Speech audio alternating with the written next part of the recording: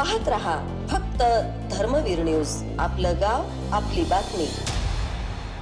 मिरज शहर वाहतूक शाखेच्या वतीने 36वा वाहतूक सप्ताह सामाजिक उपक्रम राबवत साजरा। शालेय विद्यार्थ्यांचा मोठा सहभाग। पोलीस अधीक्षक संदीप घुगे यांच्या हस्ते विद्यार्थ्यांना स्पर्धेच्या बक्षिसाचे वितरण। मिरज वृत्त।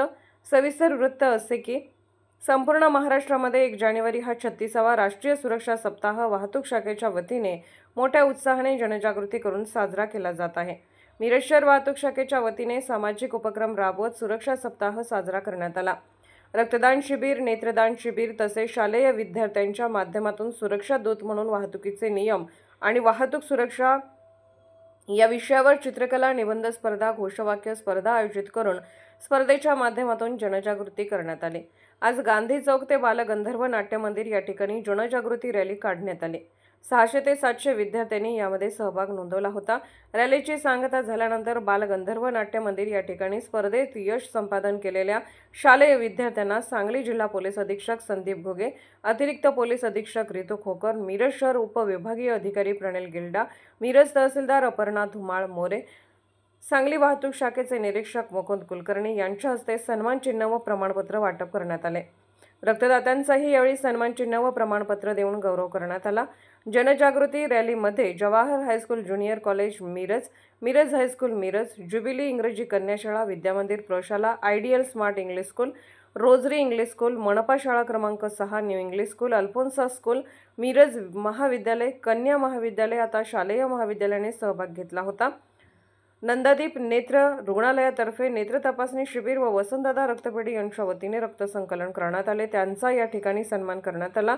यावेळी मिरज वाहतूक शाखेचे वाहतूक निरीक्षक सुनील गिड्डे, वाहतूक उपनिरीक्षक अविनाश कांबळे यांच्या नियोजनामध्ये 36वा राष्ट्रीय वाहतूक सप्ताह साजरा करण्यात आला। यावेळी वाहतूक शाखेचे सर्व अधिकारी कर्मचारी उपस्थित होते।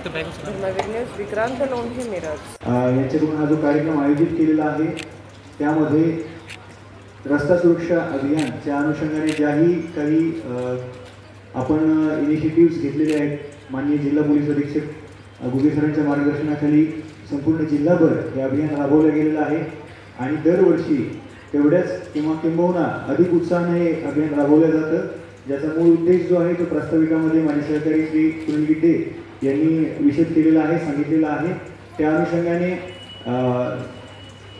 आपण नियमन करत असताना योग्य त्या नियमांचं आधी तर जाणून घेतले पाहिजे आणि त्यानंतर त्याचं पालन केलं पाहिजे। त्यासोबतच आज प्रथमतः तर सगळ्याच्या शाळांनी आपल्या विद्यार्थ्यांना इथे पाठवून आणि तुम्ही सगळ्यांनी जे आजच्या रॅलीमध्ये पार्टिसिपेट केलेलं आहे ते कुठंतरी जसं APM मिरज ट्रॅफिक यांनी सांगितलंय की ट्रॅफिक ॲम्बॅसेडर, वाहतूक दूत म्हणून ही सगळ्या गोष्टी तुम्ही तुमच्या घरापर्यंत पोहोचवा आणि त्यातनं जास्तीत जास्त अवेअरनेस क्रिएट आपल्याला करायचं आहे। आदरणीय SP सर, SDPO साहेब, तहसीलदार मॅडम, कुलकर्णी साहेब, गिड्डे साहेब आणि सर्वसन्माननीय नागरिक, शिक्षक, पत्रकार बंधू आणि डिअर स्टुडंट्स, आज आपल्याकडे मागचे 1 महिन्यापासून 36वा रस्ता सुरक्षा कार्यक्रम या अंतर्गत खूप सारे कार्यक्रम घेतले जात आहेत। जसं गिड्डे साहेबांनी सांगितलं की खूप सारे प्रबोधन कार्यक्रम आहे, रॅली आहे, पथनाट्य आहे, ब्लड डोनेशन कॅम्प आहे। तर हे सगळे कार्यक्रम जे आपण घेतोय त्याची काय इम्पॉर्टन्स काय आहे, आपण कशामुळे हे प्रोग्राम घेतो। रस्ता सुरक्षा किंवा वाहतुकीचे नियम आहे, आपल्याकडे खूप सारे कायदे आहे ज्या अंतर्गत आपल्याला काही नियम आहे त्याचे पालन करावं लागते, पण त्या नियमासोबत आपल्याला रस्ता सुरक्षेसाठी एक बिहेवियरल चेंजची गरज आहे आणि तो बिहेवियरल चेंज आहे तो आपल्याला वारंवार सांगून, वारंवार इम्प्रेस करून एका माणसामध्ये बिहेवियरल चेंज आणतोय। त्यामुळे प्रत्येक वर्षी आपण हे विविध कार्यक्रम घेतो की जे आपल्यामध्ये बिहेवियरल चेंजची गरज आहे, जसं सीट बेल्ट लावणे, हेल्मेट घालणे, हे सगळे कायदा तर आहेच, पण यासोबत आपल्याला बिहेवियरमध्ये पण आणावं लागते। त्यामुळे हे वेगळे कार्यक्रम घेऊन आपण अवेअरनेस आणण्याचा प्रयत्न करतो।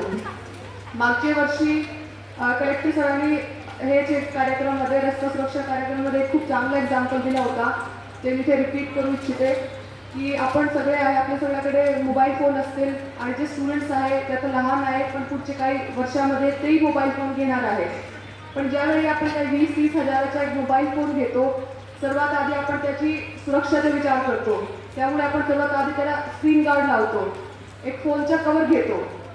का की जे स्क्रीन आहे ते तुटू नये, काही आपलं नुकसान होऊ नये, त्या आपण एक फोनची इतकी काळजी घेतो.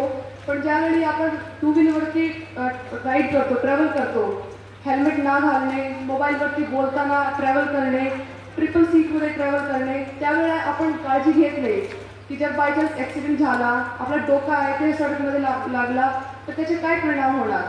आणि जर आपण स्टॅटिस्टिकली बघितला तर खूप सारे ॲक्सिडेंट आहेत जे स्पेशली टू व्हीलरवरती ॲक्सिडेंट्स होतात. त्यामध्ये ॲक्सिडेंट झाला पण ते फॅटल होण्याचं कारण असते की जे रायडर होते त्यांनी हेल्मेट नाही घातला, त्यामुळे तो रोडमध्ये डोका लागला आणि डायरेक्ट तिथेच ऑन द स्पॉट माणूस आहे त्याची जान जातात. तर त्यामुळे आपल्याला हे जे बिहेवियर चेंज आहे ते करणं खूप गरजेचं आहे. सुरक्षाचं महत्त्व बिंबवण्यासाठी या ठिकाणी आपण ज्यांना आमंत्रित केले असे सर्व माझे बालचंद्र. खरं तर या ठिकाणी हा प्रश्न पडतो की सर्वात जास्त विद्यार्थ्यांची संख्या इथे आहे. का बरं तुम्हाला बोलवलं असेल तर खऱ्या अर्थानं आपण जर बघितलं तर लहान मुलांमध्ये जे काही नवीन संस्कारक्षम जे घडवण्याची वृत्ती आहे किंवा माती जी आहे त्या मातीला मूर्त स्वरूप देण्याचं काम आपण याच वयामध्ये करू शकतो. आणि आपण आज बघितलं तर ज्या वेळेला कोविड होतं, कोविडच्या वेळेला जी बंदी होती, सगळ्यात कमी अपघातांचं प्रमाण त्यावेळेला होतं. बऱ्यापैकी हॉस्पिटलसुद्धा फक्त कोविड पेशंटने असायचे, परंतु अपघाताचे जे रुग्ण आहेत ते त्यावेळेला खूप तुरळक असे त्यावेळेला जी बंदी होती त्या अनुषंगाने होते. आज रोजी जी काही आपली दिनचर्या आहे, डेली रुटीन ज्या ज्या लोकांचं आहे त्यामध्ये आपण वेळ जी आहे ती वेळ आपल्याला खूप त्या ठिकाणी गाठणं गरजेचं असतं. आज वाहनांची संख्या बघितली तर आज प्रत्येक घरामध्ये कमीत कमी 2 टू व्हीलर 2 फोर व्हीलर असतात आणि प्रत्येकाला जाण्याच्यासाठी जो काही वेळ साधायचा आहे त्या वेळ साधण्यामध्ये आपण आपल्या जीवनाकडं, आपल्या पाठीवरचं कुटुंबाकडं दुर्लक्ष करत असतो. खरं तर रस्त्यावरती येत असताना मॅडमनी पण आता जे सांगितलं त्याप्रमाणे आपण सुरक्षा खूप सांभाळणं गरजेचं आहे. आणि ही जे काही संस्कार आहेत हे आपण आपल्या घरामधून आपल्या कुटुंबातल्या सर्व सदस्यांपर्यंत आपण द्यावे. आज मिरज सांगली शहरामध्ये सुद्धा आपण जर ट्रॅफिकचं प्रमाण बघितलं तर एखाद्या गल्लीमध्ये दुर्घटना घडली तर त्या ठिकाणी ज्या अतितातडीच्या उपाययोजना करायच्या आहेत त्यासाठी तिथं ते वाहन ॲम्ब्युलन्ससुद्धा वेळेमध्ये पोहोचू शकत नाही. इतकं ट्रॅफिक आता आपल्या या शहरामध्ये महानगरपालिका हद्दीमध्ये वाढतं. त्यामुळं तुम्ही जेवढी सुरक्षा द्याल तेवढ्या आपल्याला ज्या काही त्याचे फायदे आहेत ते फायदे दृश्य अदृश्य स्वरूपामध्ये भविष्यामध्ये मिळणार आहेत. सर्व जे या ठिकाणी उपस्थित आहे, आपण हा राष्ट्रीय सुरक्षा सप्ताह फक्त आजच्या दिवसापुरता महिन्यामध्ये साजरा न करता आपलं जीवन खूप अनमोल आहे. आपल्या पाठीमागं आपलं जे कुटुंब आहे, आपली एक चूक आपल्याबरोबर आपण ज्या ठिकाणी ॲक्सिडेंट होत असतो समोरचं सुद्धा वाहन ज्या व्यक्तीला त्याचं काही कल्पना नसते आणि त्यावेळेला होणारा जो अपघात आहे तो एका वेळेला 2-4 कुटुंबांमध्ये फार मोठा आघात निर्माण करणारा ठरू शकतो. त्यामुळं सर्वांना मी नम्रपणे एक आवाहन करेन की आपण या राष्ट्रीय सुरक्षा सप्ताहाच्या अनुषंगाने आपल्या मनातून एक संकल्प करूया की आपण कुठल्या अपघातास कारणीभूत करू नये आणि आपल्या मार्फत जेवढे शक्य आहे तेवढी आपण ही जनजागृती आणि प्रचार प्रसिद्धी करू. आपल्या घरातल्या, आपल्या गल्लीतल्या लोकांना यासाठी आपण सजग करू. आणि असं बोलून मी माझं 2 शब्द संपवले. कॉलेजचे सर्व प्राध्यापक, शिक्षक, पत्रकार, मीडियातील सर्व मान्यवर, मुळात रस्ते सुरक्षा हा आता काळाच्या ओघामध्ये अतिशय महत्त्वाचा विषय बनत चालला आहे. त्यामागचं कारण जे अपघातांचं प्रमाण वाढत आहे आणि त्यामध्येही विशेष करून जे फॅटल अपघात आहेत ज्यामध्ये लोक मृत्युमुखी पडत आहेत ते कारण महत्त्वाचं आहे. आणि यामध्ये आपण प्रत्येकानं एक जागरूक नागरिक म्हणून जर आपलं कर्तव्य व्यवस्थित बजावलं, रस्त्यावरचे वाहतुकीचे नियम जर आपण पाळले तर मला वाटतं की बऱ्याचशा अपघातांच्या प्रमाणामध्ये आपल्याला घट आणता येईल. आणि यात आम्ही निश्चितच जी तरुण मुलं आहेत, शाळकरी मुलं आहेत, त्यांचा सहभाग यामध्ये असणं अत्यंत गरजेचं आहे. कारण की आपणच लोक आहोत की भविष्यात भारताचे नागरिक म्हणून, या देशाचे नागरिक म्हणून आपण पुढे येणार आहोत. आणि त्यामध्ये आपण आपल्या घरच्यांमध्ये, आपल्या शेजाऱ्यांमध्ये, आपल्या सोबतच्या लोकांमध्ये याबाबतची जागरूकता आपण निर्माण करणार आहोत. अतिशय साधी गोष्ट आहे की आपण आपल्या पालकांसोबतही जेव्हा वाहनामध्ये किंवा वाहनावर बसून जातो तर त्यावेळेला जर आपण आपल्या पालकांना सांगितलं की बाबा सीट बेल्ट लावा, बाबा तुम्ही मोबाईलचा वापर नका करू, बाबा तुम्ही हेल्मेट घाला, एवढं जरी आपण सांगितलं तरी मला वाटतं की तुमच्याकडून गेलेला मेसेज हे आमच्या कोणत्याही ट्रॅफिकच्या कारवाईपेक्षा आम्ही केलेल्या चलानपेक्षाही प्रभावी आहे. कारण की आम्ही चलान करणार एका वाहनावर किंवा एका व्यक्तीवर अनेक वेळा ते चलान होईल, पण त्याचा कदाचित तेवढा उपयोग होणार नाही जो मेसेज तुम्ही लहान मुलं तुमच्या पालकांना देणार आहात. तर तुमच्याकडून हा मेसेज घराघरात जाऊ द्या, प्रत्येकाला याबाबतची जनजागृती निर्माण होऊ द्या.